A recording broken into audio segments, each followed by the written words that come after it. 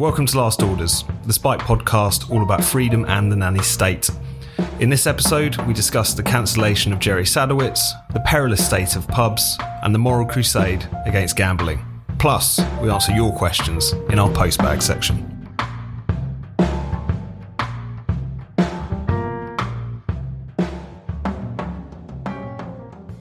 Hello and welcome back to Last Orders. My name's Tom Slater. I'm joined, as I am every month, by the IEA's Chris Snowdon. How are you doing, Chris? I'm all right, very well, thanks. How are you? Not too bad, thank you, Chris. Pleased to hear it. We're delighted to be joined by a returning guest to the show, also first time actually in the room.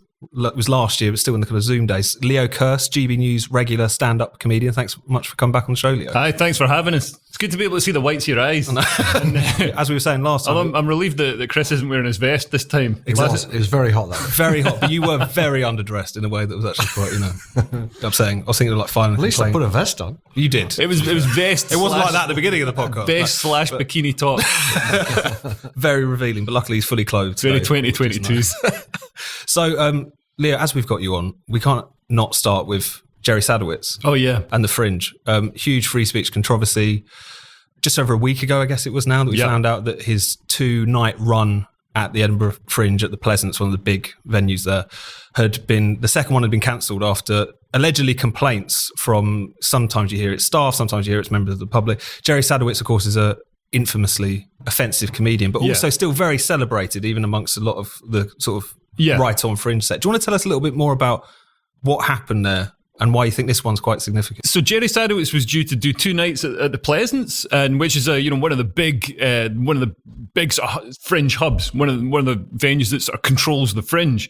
And obviously Jerry Sadowitz has been going for 35 years now, so nobody can be booking Jerry Sadowitz unaware what he's going to do. Every show he gets his dick out and he is a torrent of just like vile, invective, racist, homophobic, misogynist, all the good stuff, all the fun. But it's not in a hateful way, because obviously if it was genuinely hateful, people wouldn't like it. People wouldn't go along and watch. It's a comedy show. It's hilarious. He's celebrated by people on the sort of very sort of woke left, like Stuart Lee. Stuart Lee, loves. He's been noticeably quiet about Jerry Sadowitz this time around, as far as I know.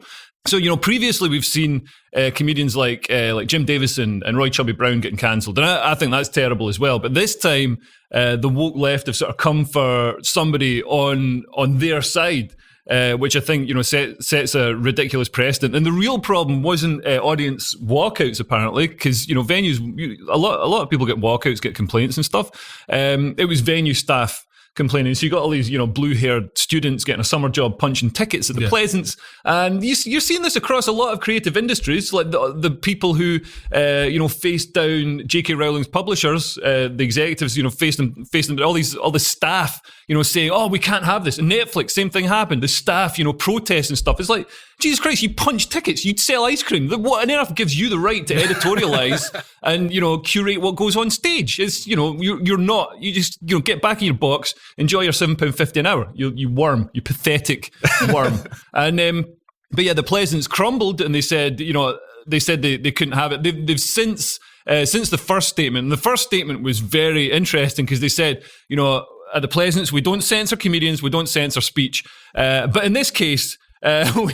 We've cancelled Jerry Sadowitz because there's no place for his comments. It's like, well, then you're explicitly censoring speech, and you're explicitly censoring a comedian. I think they actually said it has no place at the festival. Yeah, no place really at all. Condemnatory. Yeah. Like, we've got to completely expunge this from the creative world, from the arts, and it's ridiculous. It's dangerous because. I was arguing with a woman on the news about it, and she was saying no, but he's saying these things, and he genuinely means them because he's using his real name. And it's like, that's not how comedy works. Comedy is a performance. It's like if you go, when she goes to see a magic show, does she phone the police because the magician's cutting his assistant in half? You know what I mean? It's that level of idiocy that we're dealing with. Sadowitz also a very good magician, I should say. One of the top 10 magicians in the world, apparently. Probably more renowned for his magic than his comedy. He writes a lot of or creates a lot of tricks for other people. He was instrumental in breaking Darren Brown through to the mainstream.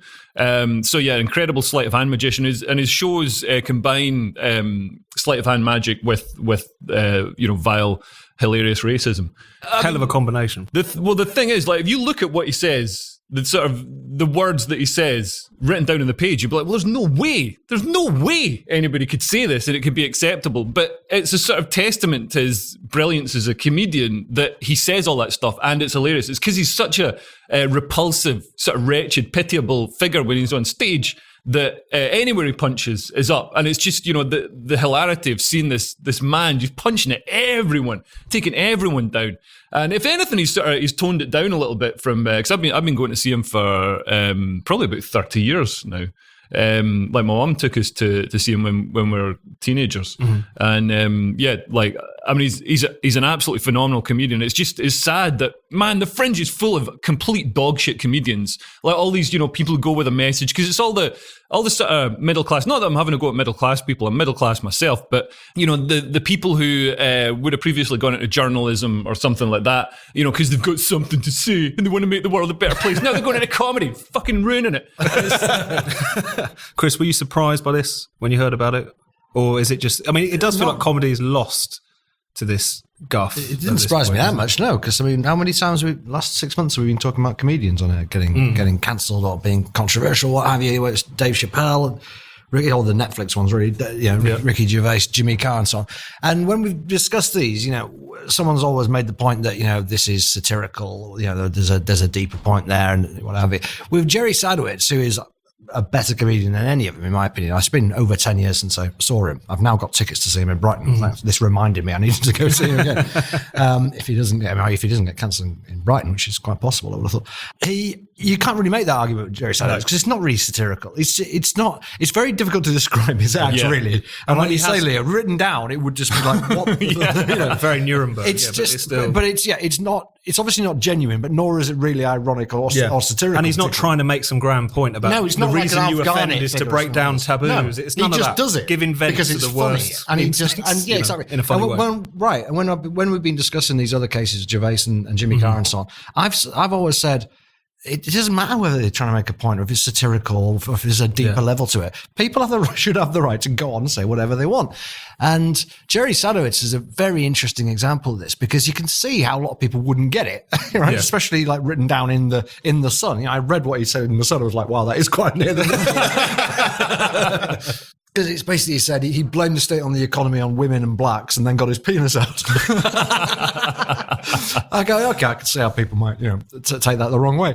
But yeah, you have to be there. You really do have to be there to watch it, to see what's going on. And it's kind of indescribable. And it doesn't surprise me at all that he or all people would get cancelled, even though he's got this incredible track record and he's respected by nearly everybody in comedy. Mm-hmm. But I would say what I've said before, you should be allowed to be as offensive as you want. No, completely. And it did feel like the fact that they finally came for him was different because he was almost kind of given a free pass in the way that you're describing, Leo, very fated by some of the most right-on comedians going. But there was still an appreciation because he was that good that in this situation they'll stick up for context. And also he'd made so many efforts to not be drawn into controversy insofar as, even issuing like public statements saying, reviewers do not quote my material because you're going to make a rod for my back. Anything that pops up on YouTube, he gets it taken down almost instantly. And yet, inevitably, it still happened. Do you think you've kind of already made this point, but nevertheless, is there any kind of way back from this for British comedy? Has it become, because he always played quite a useful function, which was, even though he was kind of came around the time that kind of alternative comedy stuff just blew apart all of its kind of middle class pieties, very much against all of that stuff. If there's no room for him, is it just dominated by the Radio 4 set now? Is that just it, do you think? Yeah, the great thing is, even though woke culture is sort of creeping in and stifling so much in the arts, because it's not just, the ones that we hear about are Ricky Gervais, Dave Chappelle, and Jerry Sadowitz. There's a lot that happens lower down as well. Like Elaine Miller was warned, so she's doing a show at the Fringe. She's a lecturer in female biology. And she does a comedy show. She won the Perth Fringe Award in Australia a couple of years back. And she talks about the vagina and stuff. But she was warned that her show was transphobic. She was warned by a venue, somebody running the venue, and she's warned by other people.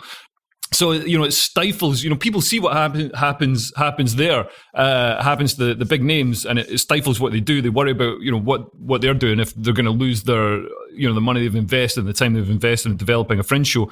And then you get the lower down people who don't get any attention as well. So the whole thing is sort of making comedy worse. But the great thing is, at the same time as that's going on, we've got the internet, which, although obviously big tech is very woke and very sort of regulated and opaque as well, you don't understand why things are shadow banned or delisted or whatever, or accounts are banned, and it's very capricious. It does let people connect directly with their audience. So I could do videos on YouTube, and I've got thousands of people ready to watch it, which I wouldn't get if I was having to go tugging my cap and asking some ponce who runs a venue in North London if I could put on a show. So it removes the gatekeepers, and I think that could be what saves comedy. Just the fact that, man, nobody wants to be preached at or lectured unless it's a funny lecture. Nobody wants to just. They want funny. And the thing about Jerry Sadowitz was it was pure funny. It was funny first, and then, he didn't really worry about anything else. And the fact that it was so purely funny, I think, has always been the excuse for it. What the Pleasance did in a follow-up statement was they said under the hate crime bill in Scotland, they could be liable to prosecution, which is true. Yeah. And it's what I warned about when the hate crime bill came out. And in fact, I gave Jerry Sadowitz and Frankie Boyle as specific examples of comedians who could be banned. And loads of people in comedy said, "Oh, do you really think they're going to ban comedy?" It's like, well, here we are. They are. You know what I mean? And it's not even, it's not like stormtroopers need to actually turn up on your doorstep, although they do in a lot of cases. We've seen police actually turn up and arrest people over tweets or whatever. It's just, the idea that they could be prosecuted is another sort of lever pushing people in one direction. No, and you're completely right. So a lot of the people who end up getting a visit from the police, they are kind of amateur comedians in one way, shape or form. They're just telling often quite crap, offensive jokes to people that they know, and then the authorities show up. But maybe there is some hope on the horizon. I mean, Mock the Week's gone. I'm trying to cancel. That's been cancelled largely, and people say, "Oh, it's no platform." It's not no platform. It's no interest. People don't want to watch that shit anymore. That's a positive development. So maybe, just maybe, things will turn around. Another much loved British institution that is kind of screwed, Chris, is the British pub. There's been a kind of flurry of interest in this particular story about a pub in Islington, the Compton Arms, because it's being faced by a license review after like 4 neighbours complained about it. It's kind of grabbed a couple of headlines because it used to be frequented by George Orwell. Allegedly, it was the inspiration for his 1946 essay, The Moon Under Water, which is his kind of idealised, fictionalised idea of a perfect pub. And so it's kind of generated a lot of interest in basically how kind of whingers are ruining everything. Like you see these stories are sort of 10 a penny now of someone moves into an area that has a music venue next to it and they demand it be shut down at the closest opportunity. What did you make of this particular case? And, is this something that is going to kind of add to the grim picture for pubs, I guess, after the pandemic and everything else? Well, first off, I'm a bit doubtful about this claim it was the inspiration for The Moon Under Water, because Orwell makes it very clear at the end of the essay. It's almost the twist in the article is that there's no such pub and it's not based on anything, and he's never been to a pub that is as good as his. Maybe he's lying. Huh? Maybe he's lying. Possibly, I suppose. But it's on the Compton Arms website, so I believe that it's true. Why would they lie about something like that? What do they say? The inspiration from the They claim that, Well, I think at the end of the essay, it says something like there's one in particular. But he says there's a few that have some of the elements, but none of them have all the elements. Yeah, anyway, kick them while they're down. Yeah, that's what. I mean, are they down? It's just some idiots complained about it, isn't it? It's not like they're going to be shut down. I mean, you're right. There are people. I guess it's sort of a problem of gentrification, if you like, which I'm broadly in favour of, to be fair. But one of the problems is you get people move into a flat above a pub and then complain about the noise. It's like, well, come on. I mean, there's an element of buyer beware about this. I think there was one in 2014 in Brighton where someone moved above a music venue.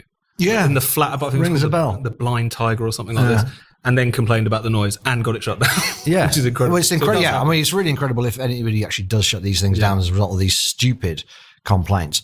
Just don't move into the city centre in general. It's a bit different if you've got a house and someone builds a pub next to it, obviously. Then there's questions to be asked. But that's not happening because no one's building any pubs. They're all closing down. Pub numbers have just gone below 40,000 for the first time since records began. It's a real drop-off. I think it was about 60,000 before the smoking ban. So they're in real trouble, and they're going to be in such trouble this winter. It's unbelievable. I mean, everybody is. The economy is just screwed beyond belief. I actually think it might be worse than the 70s now, the next year or two, because everyone's talking about domestic energy prices, and they're bad enough. And I dare say by the time Christmas comes around, the government will be somehow paying for everybody's domestic electricity and gas use.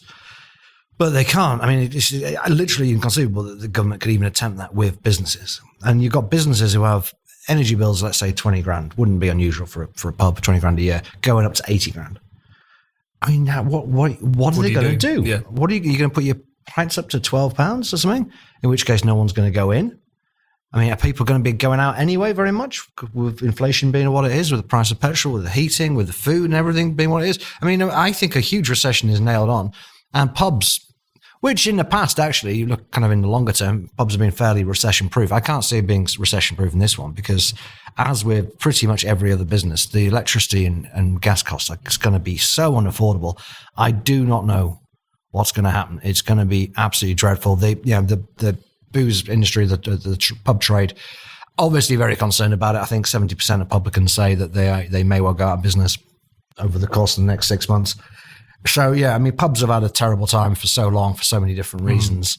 And they're not by any means the only businesses that are going to really feel the pinch this winter. But they're in a huge amount of trouble, and they certainly don't need morons complaining about noise coming out of them. It's crazy. I mean, I was looking into some of these other noise nuisance examples, and it is incredible. So you get a load of ones which are kind of like, there's been some like family-run pub in St Albans was one, which had been doing live music forever, and then suddenly they decide that someone makes a complaint and then it gets upheld, and then they have to put in all these crazy restrictions. There was one where it was in Hampshire where they were having a pub charity event and people preemptively complained about the live music and then got it shut down. All these in the last couple of months. My favourite though was the headline was brilliant. It was neighbours blast South London old people's home as noisy wakes keep them up at night, which was essentially, there was like, it wasn't quite an old people's home. It was like a little old people's recreation centre, which apparently was open every night till about 11 p.m. and they would have wakes there and they would get drunk. Oh, right. And it was so apocalyptically upsetting to all of the people in Peckham that they complained about it. But Leo, before we started this, you said you had some actual personal experience of these kind of licensing. Yeah, I was licensing analyst for Westminster Council, which is the biggest, I think the biggest sort of nightlife licensor in the country. So yeah, exactly what you said. People would move into Soho and then get straight on the phone to the council being like, oh my God, this is, and obviously, if somebody can afford like a £2 million flat in Soho or a house in Soho, they've got political influence and power. So they quite often have some leverage. It was ridiculous to see. Because I mean, the nightlife economy has been battered. It was battered then. Now it'll be absolutely reeling. And for ages, I mean, luckily I work on I work with GB News now. But for ages, performing live comedy was my only income.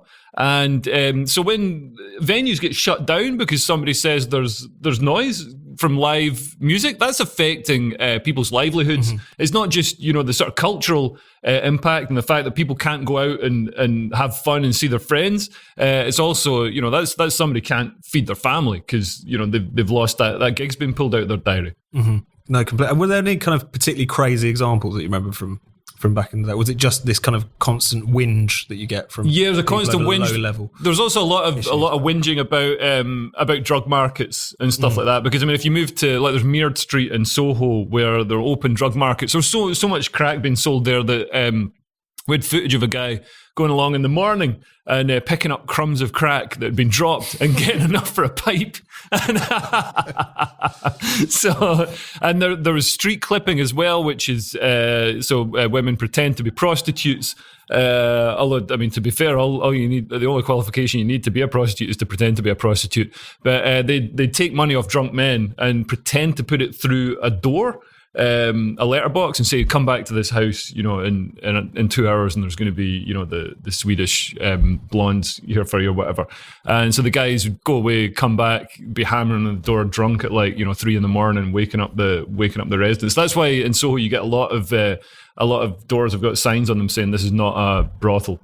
Really? So it's to put off the street clippers. But yeah, nightlife was a big thing, and yeah, I mean it's a difficult thing to make money in anyway. And like you say, with the energy crisis, I think we're coming into really, like, this winter is going to be a really tough time, and obviously the government is just sleepwalking into it because nobody's running the government at the moment. Boris is on holiday. He didn't care anyway. Like, the idea that Boris, like, I can't believe, like, for a Conservative government, like, what are they being conservative about? Like, Boris was only looking out for himself and, you know, his future on, you know, dancing on ice or whatever.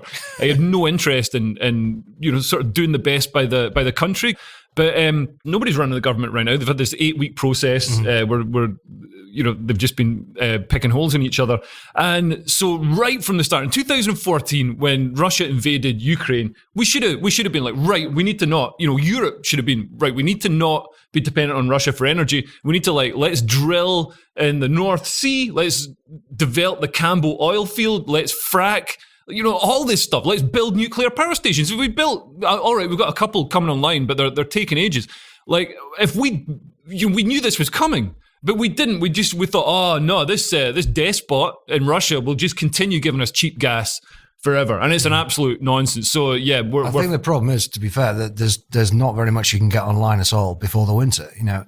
Even I mean, America's got loads of surplus gas, but they haven't got the means to get it over to us. Yeah. You know, and you've got these special ships. And the Rhine's dry, so you can't even get it up to into Germany at all. You know, we've got gas in the North Sea, but like making new drills and you know, so on. It takes a very long time. There's no chance if we put our foot to the pedal, we'd get much new gas for the next 18 months, I don't think. I mean, so that's the problem. I don't know why Boris isn't on holiday. I mean, he has got, like, after whenever it is, 5th of September, he can go on holiday for as much as he likes. No, exactly. But still, I mean, what would he be doing anyway? Would he be just writing out more blank checks? To he's approved Sizewell C or whatever it is. He has done that so he's managed to do that on his good. holiday, which is good. But I take your point, Leo, especially because 8 years' time, especially because the original invasion of Ukraine was quite a long time ago. Yeah, we've had a bit of a run up. We've had 8 years to get ready for it. Exactly, it's nuts. And even, you know, since January, I mean, I'm not aware of anything that's been you know, in Scotland with the Scottish Greens, who are, you know, in the sort of coalition with the SNP. I think they still are. Patrick Harvey from the Scottish Greens said anybody who wants to work in oil and gas in Scotland is a far right extremist. That's the attitude that are sort of the technocrats running Western Europe at the moment. That's the attitude they have to the fossil fuels that we desperately need and are essential to our way of living and our economy and everything. I mean, the risk of straying off the pod topic, although we're already there, Chris, I just want to ask you, given the fact that, you know, Liz Truss is a dead cert now to be the Tory leader and the PM, I mean, you must be tickled pink. This is basically going to be a mass experiment in what would happen if the IEA and the Adam Smith Institute ran the country. How are you thinking about this? Well, I shouldn't think it will be. These things always disappoint to some extent. I wouldn't want it. Would you want to be Prime Minister now?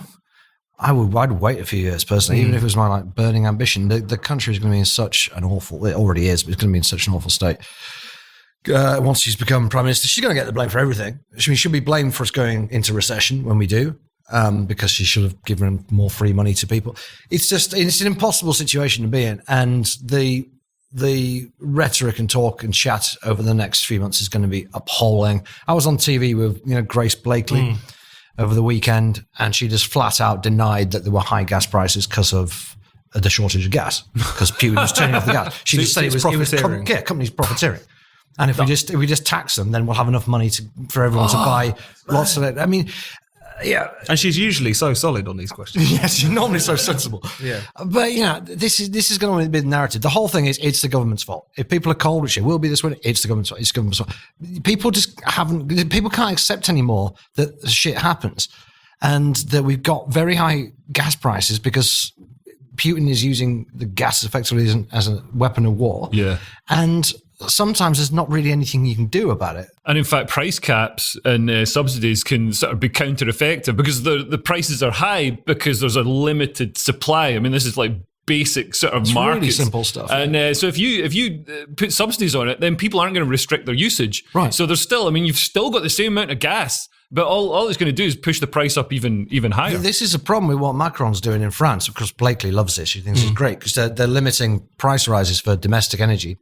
or probably all energy, I think, to 4%, which, as you say, means there's no incentive for anyone to cut down their usage. The EU has a target of everyone cutting down their usage by 15%, which still won't really be enough. But no one in France is going to bother doing that. Yeah. The reality is you need to have price pressure. You need to have prices go up, partly because higher prices will inspire more people to pump gas and sell it to us, and partly because it encourages people to use less of it. But if you say this, or if you produce some, suggestions of what you might do, maybe turn the thermostat down a bit. Maybe you don't need to have the thermostat at 22 degrees all year round. Yeah. Maybe have the radiators on for a little bit less. Maybe use your tumble dryer a bit less, or not at all. Well, maybe use your dishwasher not at all and just wash them by hand. People go, trying to send us back to the Stone Age. This is victim blaming or whatever. It's not people's responsibility to have to do this. It's the government's. Well, it's not the government's. The government, it's an obvious point, government doesn't have any money apart from what we give it or what it borrows, which amounts to the same thing. But at the same time, I think one of the things that is quite galling about all this, and we should move on to gambling, which is the last thing we're going to talk about, but is the fact that so much of this, as you say, there's these external shocks, but at the same time, there's what left us so exposed to them, insofar as the energy policies that have been pursued for so long. And it does feel like this is almost like the culmination of so many different failed elite orthodoxies, whether it's around climate change, whether it's around the amount of money they've been printing. All of these different things have just kind of come home to roost. And I thought this was going to be living standards are being shredded, even more so as a consequence of that. You can understand what people. And I thought that was going to be. I knew the inflation was coming even before the Ukraine war. Well, it was already 6% before the Ukraine war, so it wasn't a massive prediction. But just from the amount of money that's being printed, low interest rates, all the rest of it, there's always going to be a lot of inflation. And I thought that would be it. I remember saying at the time, the plane has crashed into the mountain. There's nothing you can do at this point. But of course, we're not. We're gonna give it one more push. We're gonna give borrowing unbelievable amounts of money, probably printing money soon. I imagine Bank of England. I wouldn't be surprised if they're lower interest rates. Should have been the Turkish approach to inflation, where inflation's 100%. I reckon as soon as they think inflation rates are kind of peaking, they'll go, let's lower interest rates. We don't want to kill off the recovery. All this bullet. We're just going to keep doing this again and again and again. And, the people on the left in particular like saying that, government finances aren't like household finances because you can create your own money and that you can't actually go bust. And it's true, you can't go bust. Adam Smith said there's a lot of ruin in the nation. Which it means is things can get worse and worse and worse. And at every point you think things can't get any worse, the government can carry on because the government will not actually go bust. It just builds up more and more debt interest payments, more and more inflation until eventually something snaps and you get like Margaret Thatcher comes in and does something. That's what will happen this time. What's going to happen this time is I think people will snap and we'll end up with the equivalent of Jeremy Corbyn. Yeah. Well, you will do after, 12 years of 12, 13, 14 years of Tory government. You're not going to go, well, let's have a Tory government to fix this. People are going to swing to the other side. Although we haven't even had a Tory government. We've had basically Corbynomics just delivered by a Tory government. Sure, I agree, but it's still been a Tory government. Pretty much all these energy policies are Ed Miliband's as well. Gives all new meanings to that phrase, chaos with Ed Miliband, I think. It all comes from him. Climate Change Act, price cap, I think, all that sort of stuff. Anyway, we should brighten things up by talking about gambling addiction, Chris. Yeah. Or rather some studies into gambling addiction. And Public Health England's kind of last gasp, which was basically trying to reframe gambling as if it's a public health issue. This is something that you've written for us about. This week. Do you want to tell us a bit more about it? There's a big push. It's only lasted about 5 or 6 years, but there's been a big push to redefine gambling as a public health issue. Now, I think that I don't even consider smoking or obesity public health issues, and they're not. In the classic definition, they're not infectious, they're not environmental hazards, they're private health issues, and if lots of people take part in these take part in smoking or drinking, that doesn't make it a public health issue. It's just a private issue and should be dealt with as such. Now, gambling isn't even a health issue, right? Gambling is just a behavior. It's insofar as it's linked to health at all, it's by a very tenuous and sketchy way, which is, I guess if you lose a lot of money, then you might eat less or eat too much or, I don't know, you might end up on the street or something. There's clearly going to be health implications at some point if things get severe enough. But you can say that about nearly anything in life, right? That doesn't make it a public health issue. So the public health lobby are keen to get their grubby little paws on gambling. And I don't think it's because they really think it's a public health issue. I think it's because the public health movement is essentially a moral crusade, a middle-class reform movement, and gambling is an obvious target to go alongside drinking and gluttony and sloth and booze. And they would like to deal with gambling in the same way they deal with smoking and food and what have you, which is basically just lots of taxes, lots of bans, and hope that these things have some effects. Now, the reason I mention this is there was a study that came out earlier this month which blew my mind just because the methodology was so incredibly weak.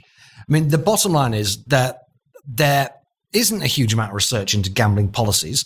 There's some research into problem gambling as a pathological disorder, but it tends to be conducted by psychologists who generally aren't that political. They're just interested in what makes people pathological gamblers. They don't tend to come out and say we should ban this or tax that because they don't think it will work, because they understand it's an individual psychological problem. All of this is complete anathema to public health, who just think that, well, the government can solve these problems by passing enough legislation. So there aren't really many policies on the table that you could in any way describe as evidence-based. So what you get in this study in Lancet Public Health is a handful of fairly random public health academics contacted some of their mates, essentially. 10 of their mates, none of whom worked in gambling, all of whom worked in things like tobacco and alcohol, and just said, will you draw up a list of policies that you reckon might work in dealing with gambling-related harm? Sounds legit. Yeah, and they came up with 103 policies, which is obviously a lot. Then they contacted some other mates who were supposedly gambling experts, but actually, if you actually look at their credentials, some of them are just there because they have lived experience, which presumably means they're either probably service users, in other words, problem gamblers, what have you, or just generally interested. Who knows what it means? All these people were anonymous in the study anyway. And they came back and they said that 81 of the 103 policies proposed would be effective. 64 would be very effective, and only 2 would be ineffective. Let me give you an example of some of these policies, because some of them literally don't even make sense. You can't even imagine what it would look like. All gambling products to have plain packaging. This is clearly somebody who worked in tobacco going like, well, we did that with tobacco, let's do it. What does that even look like? Like a fruit machine or something. It'd Right. be great. What is it? Or the lottery ticket. or a scratch card, or how does it work in a casino with a roulette? Yeah. How do you plain package A grey that? roulette.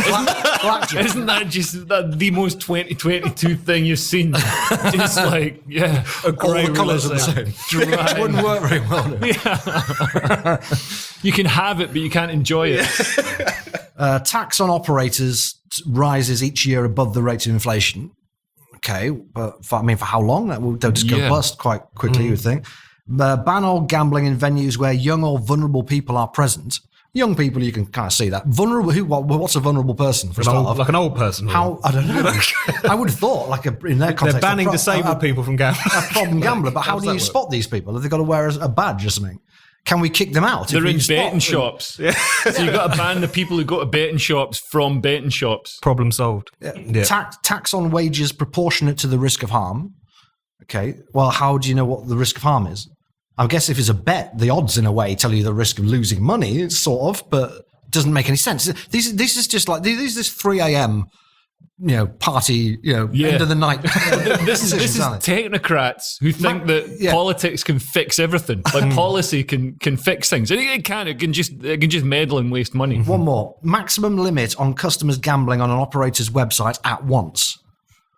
Why? What's the point? Yeah. So if you get in early, you get to gamble. Yeah. No more than 10,000 people can use this website at a time. You'll have to use another website. All right, use another website. Incentivize people to do it like 3 a.m. or something. I don't know. It's bizarre. How's that going to work? I mean, these are. I mean, they're ludicrous, and there's loads more of these. 103, as I say, and apparently the vast majority are going to be effective.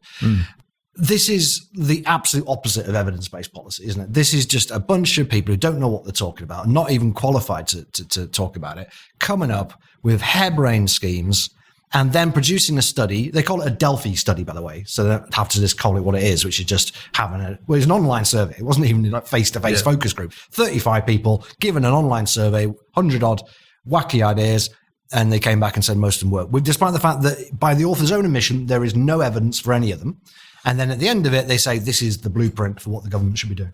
It's unbelievable. What do you make of all this, Leo? Yeah, it's like I said, technocrats gonna technocrat. So people think. I worked in government. I worked as a consultant for national security and policy. I worked at the Foreign Office. Worked in local authorities as well. And governments always think at all levels. They think they can affect positive change in society, when really the best and most effective change they can have in society is to not get involved, to just step back and stop wasting people's money. Because what gambling shops, and I worked in Haringey for Haringey Council, obviously, very deprived area, lots of gambling shops. We did have problems with people going and blowing the family money on gambling instead of buying food for the kids or whatever. They knew there's a safety net there to pick them up, but what the shops were selling was hope. So you need to make the world a less sort of hopeless place, and you do that by not taxing people as much and by providing, instead of undercutting wages by constantly importing hundreds of thousands of people every year to do jobs. If we didn't do that, the economy would rebalance itself. So working class people got paid more. That is just what would happen. Yeah, it might contribute to inflation. It might be more expensive to get a nanny or get a Deliveroo or get a conservatory built, but it arguably should be a bit more expensive for those things. So yeah, I think gambling shops. My dad's a gambler. Gambling shops, they sell hope, and they for some people that's a real thrill in the one part of their week where they where they really feel alive. So I think it's a shame to take it away from people. I think it causes some social problems, but not as much as the government does. It does. Incidentally, in this Public Health England report, it does mention, although it doesn't draw a huge attention to it, but it does mention that people who gamble do have better mental well-being. Really? And are happier, yeah. as long as they're not problem gamblers. If they're just right. And bearing in mind the problem gambling rate is 0.2%. I was going to ask. Right. The overwhelming. Is that of all gamblers? Of all gamblers, yeah. Right. I was going to ask you about that. We should probably get on to our postbag section, Chris. Postbag, yes, it's bulging. With its own jingle. Dip your hand in. Postbag. It's bulging, We've got a few good ones this time around. One of which is I'm going to kick off with, because it's quite topical. What emergency items have you stocked up with in case the electricity goes off? And have you checked with your local pub if they have a generator and working log fires? It's a very specific question, Leo. But you can hang whatever you want to say off of that, I guess. Yeah, no, I'm not worried about it. If the electricity goes off, I'll eat all the food in the freezer. But I'm not worried. I live in Richmond, so I can probably just go down to Richmond Park and build a fire out of sticks and eat all the food that's melted from the freezer.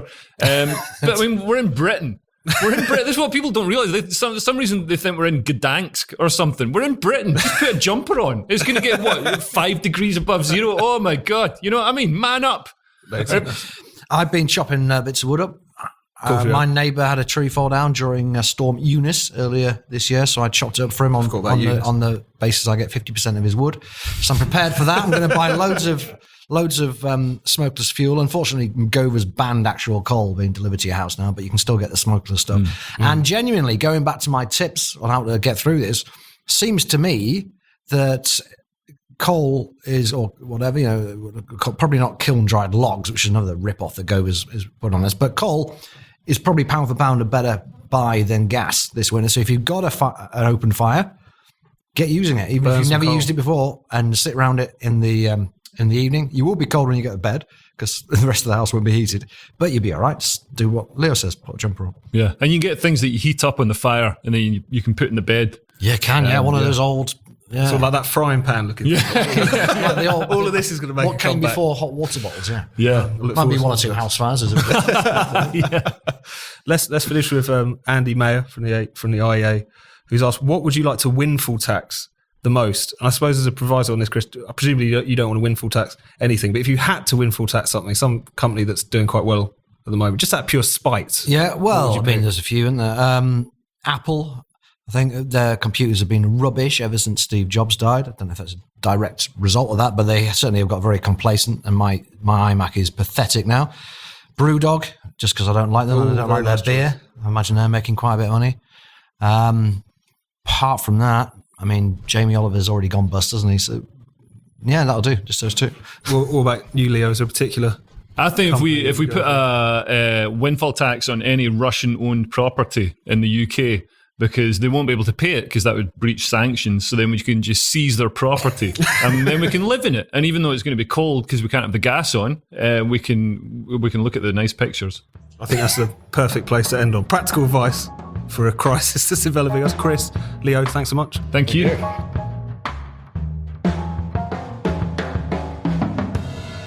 You've been listening to Last Orders. Be sure to subscribe to this podcast wherever you get your podcasts. Please do take a moment to leave us a rating and a review. And if you'd like to support the show, why not become a Spiked supporter? Just go to spiked-online.com/supporters to sign up. That's spiked-online.com/supporters.